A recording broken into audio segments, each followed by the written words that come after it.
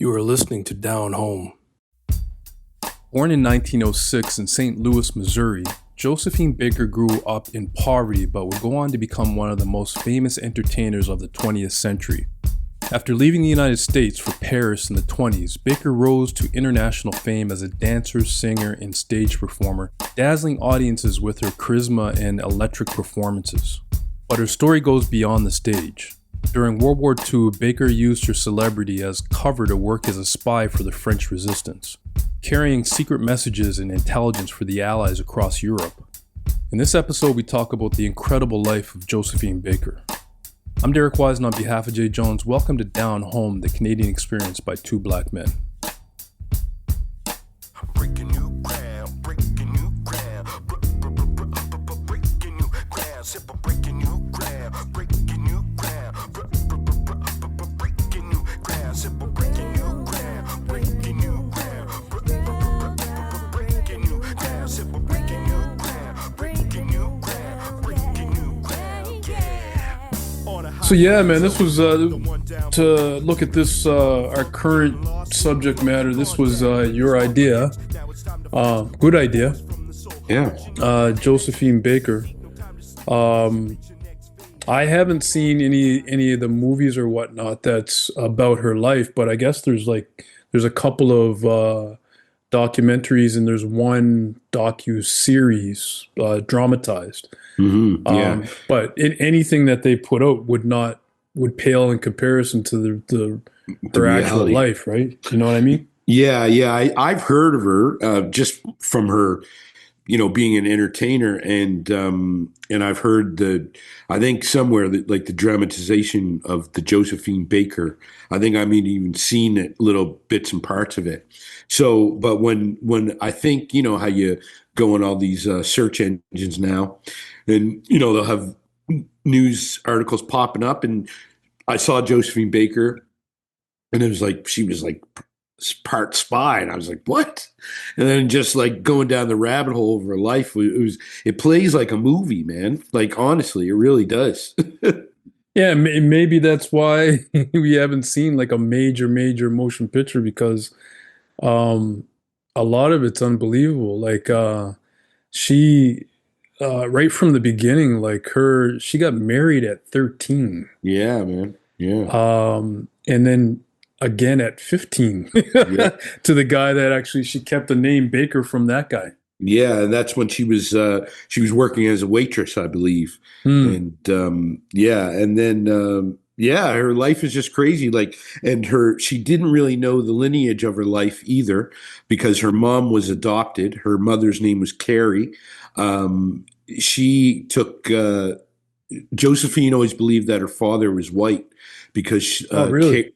Carrie worked for a German family at a time, just around the time she first got pregnant, and then she sort of kept it to herself, but named some other guy who was a vaudeville performer as her natural father. But Baker never ever believed it. Yeah, Really? so, I didn't find that's really yeah, interesting. and her life is crazy. Like, also, she adopted 12 children. So Yeah. one of her one of her adopted children, they did a biography about her, and they went through the lens to try to dive into the story of her life and find out her lineage, and it could be that her father is white. That's why. Ah, interesting. And That was towards the end of her life. I think it was, I saw one, it was 11 kids, and I saw yeah, another publication that said 12 kids yeah, I she saw adopted. 12. Yeah, And they were all over the the ethnic spectrum. Like yeah, she really uh like enjoyed. I don't know. Like I read a couple of different things about her. Like there was one article and it was from one of her kids that said that she liked collecting people and things, hmm, including friends. yeah. And she kept a bunch of exotic pets Oh wow, as yeah, well. Like she had it wasn't a tiger, but I think it was like a jaguar. She had ostriches, pigs. Hmm. and in her big estate in France. Yeah. So it's a very interesting person. But anyway, before we go down that rabbit hole, um, so she very similar to our last subject matter about Americans escaping to France. She did the same. Yeah, in the 20s. Yeah. Uh, during the yeah, it was like France had their own like Harlem Renaissance basically, with Mhm. everyone shifting over. Now I want to this I want to read something that she read, and this is something that she, when she was 11, she was terrified because the person she also, from the age of 8, she started working as a live-in domestic. And then this person that she was working for used to abuse her whenever she did something wrong, like mess up the washing and stuff like that. And years later, in a speech she read, she said this, and I just thought it was an interesting quote. And this probably sums up, because she was so involved in civil rights, and you talked. She just seemed like a woman who saw a lot and kept it as a memory. But anyway, I'm going to read this. I can still see myself standing on the west bank of the Mississippi, looking over into East St. Louis and watching the glow of the burning of Negro homes lighting the sky. We children stood huddled together in bewilderment, frightened to death with the screams of the Negro families running across this bridge with nothing but what they had on their backs as their worldly belongings. So with this vision, I ran and I ran and I ran. And Yeah. it just sort of hit me when I was just like, oh man, what she saw as a kid kind of started the trajectory to her life, like in the sense of, moving to France and becoming one of the most popular entertainers in France, not being accepted in America. She refused to work in America because she didn't want to perform for segregated people in Hmm. clubs and everything, and segregation. So, and she just sort of had this life of going places. She was friends with Picasso, Ernest Hemingway, Jacques Cousteau, who she might have had a relationship with. But Hemingway spent hours with her. He said just in the Parisian bars and stuff like that, talking about her life. And he said she was the most amazing woman that anyone ever saw. So, her collecting these things and memories just kind of set her up for who she became, especially World War II is what I'm talking about specifically. Yeah, she like I was saying before, she collected a lot of friends and people like you said, you mentioned a few people there, but also like Grace Kelly as well. Yeah, yeah. And there was a couple of other people. I can't remember their names right now, but yeah. So and Grace Kelly actually, towards the end of her life, not to jump forward, but she actually once Josephine Baker fell on hard times. Grace Kelly actually provided her with a place to stay in Monaco. Oh wow. So yeah, uh very personable person, but like I said, she collected things and people, like Hmm. friends, and you know, I know it was an altruistic thing to adopt all those kids, but she collected kids as well. Yeah, well, it seems that way. I know, Well, I and know. that's what I say. She also collected information, Oh like yeah. you know what I mean? Because in war, during there was a time that she in some of her performances she got treated really badly by Mm. Eastern European countries, Yeah, especially yeah, yeah. Germany, and so she's decided to join the French resistance. And I guess the French military intelligence, they recruited her. So she used her double life as an entertainer, where she was able to schmooze with these people, high ranking officers from this place and that place. And she gathered information. And she also reported to London in their British intelligence. And she also worked with America. Yeah, So, just about her collecting. She was a phenomenal woman. She was also a yeah. pilot. Yeah, yeah. Towards the end of her life, Yeah, she learned how to fly. But during the war, like even before the war, she refused to perform in occupied Paris. yeah, yeah, But yeah. even with that, she did in her like her efforts during the war, like you said, in her spy efforts, she performed for the Nazis, Yeah. like in their effort to gather information. Yeah. So she performed for them. She performed for unsegregated American troops, Hmm. which is amazing. That because Yeah. during that time period, everything was segregated. Yeah. Yeah. But yeah, like an amazing woman, and just like you mentioned that she wouldn't perform in the States because of segregation.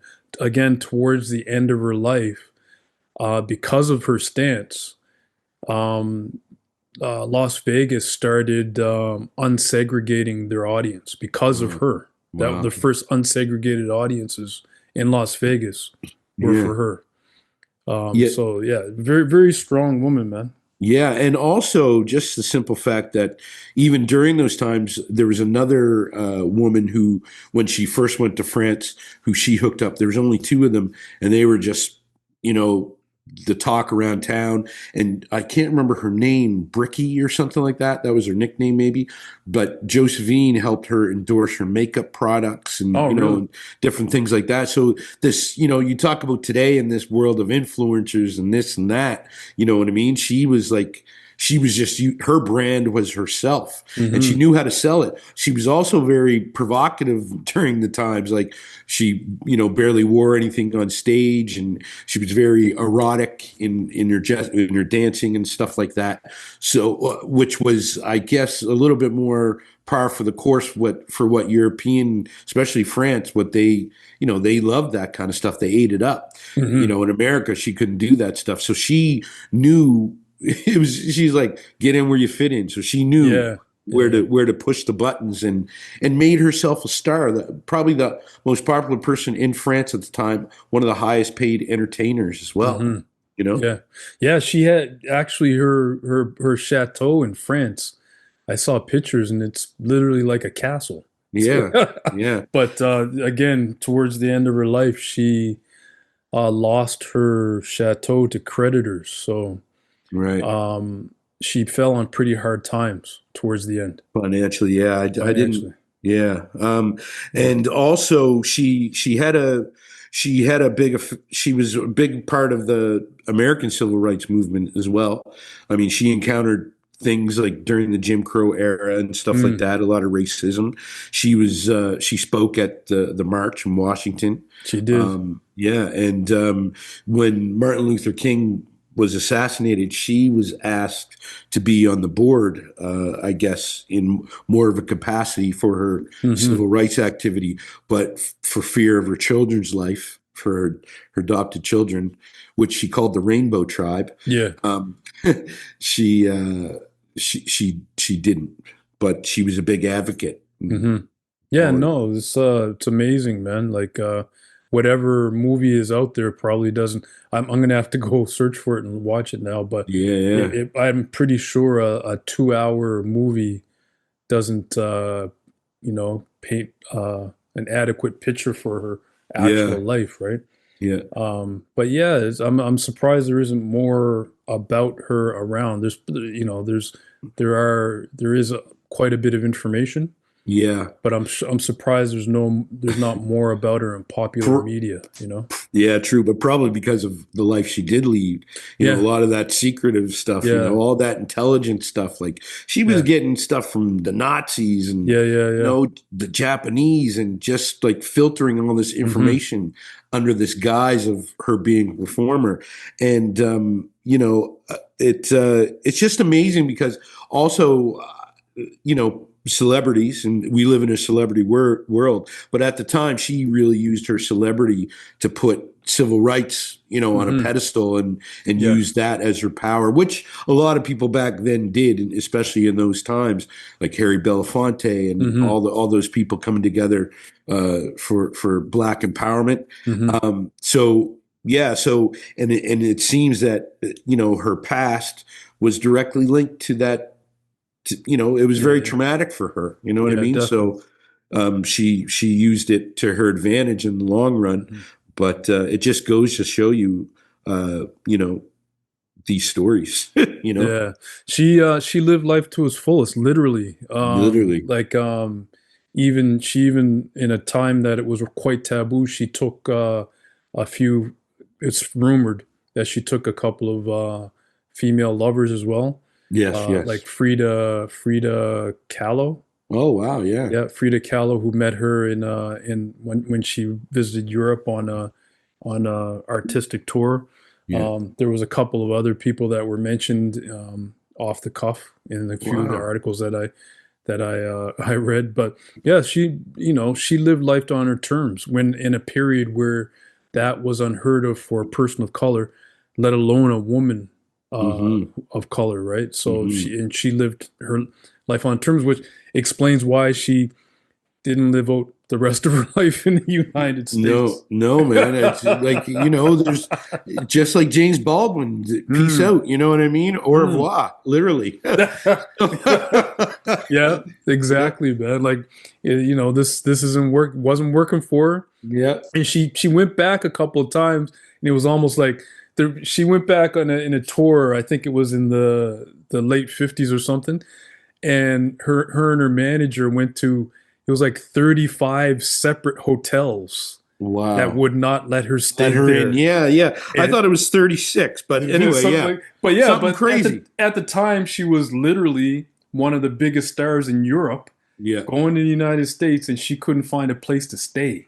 yeah. That's So, crazy, I man. mean, this is the United States of America. I know they like to think that they're the center of the universe, but man, Yeah, isn't that something? that is something. Yeah, to want to leave your so-called home, yeah. Mm, But yeah, she along with other people just made it big in France, like, and and so funny. Some of these artists, when well, in particular Baker and Baldwin, they went to France and arguably reached their creative zeniths. You know what I mean? Ernest Hemingway, he was from hmm. America as well, although he's not black, but he got his inspiration from being in Cuba. You know what I Yeah, mean? yeah. Where they just did all and it's so funny. Like a lot of them said that they just never felt like themselves in America. I can't speak for Ernest Hemingway. I know James Baldwin did, and Hmm. obviously with the life of Josephine Baker, because of her early beginnings and all the trauma that she faced, you Yeah. know. Well, this is why traveling is so important. Like, Mhm. in whatever capacity that you're able to travel is Yeah, to find, because, Europe isn't perfect. You do experience certain bigotries there as well. of course. Yeah, Of course, as a person of color, there is certain bigotries there. But in saying that, though, um, it's a it's a different brand. yeah. It's like it's not exactly Coca-Cola. It's like off-brand cola. The- It's the new Coke. yeah, yeah, it's the off-brand cola of racism. Yeah, yeah, yeah, yeah, It's not yeah, exactly Coca-Cola, yeah, but it's different, and it's not. It feels different. yeah. And the fact that when and a lot of people have said this during that time period when they went to France, they're like surprised that they can go to any restaurant that they want to, Hmm. or when they Hmm. take transportation, they were able to sit wherever they wanted to sit. Yeah, yeah. Um, and there's even though America is not segregated officially right now, the roots of that is still felt, Oh yeah, man. right? Like this It's is still felt. it's still felt strongly today. Just Mm, it's all there. It's just it's all in the way. Uh, it's all in stereotypes of what we think stereotypes are. You know what I mean? hmm. Like that leans heavy into being ignorant. Yeah, true, It really true. does. Yeah, But yeah, Josephine Baker. yeah. Breaking new ground, breaking new ground, breaking new ground, sip of breaking new ground, breaking new ground, breaking new ground, sip of breaking You have been listening to Down Home. Subscribe wherever you listen to podcasts. new ground, sip of breaking new